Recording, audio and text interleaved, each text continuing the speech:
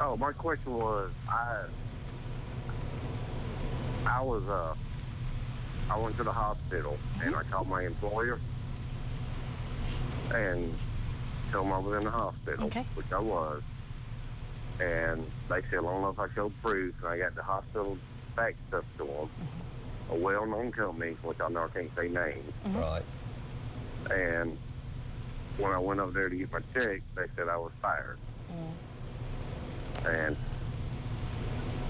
you want to know what your rights are and what you can do. Okay, you said James on TV. I was like, that ain't me. That ain't live. Right. Okay.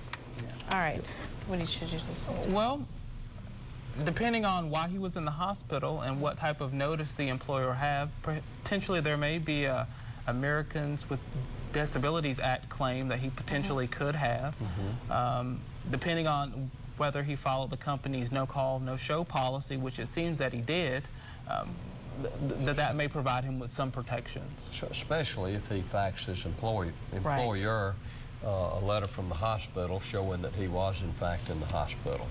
Yeah. So Richard needs to call you. I would contact, contact Richard needs to call Santana. Call Santana. Opinions expressed on Law Call are those of the participants and do not necessarily reflect the opinions of 13 WMAZ staff or management, nor any legal or judicial entity.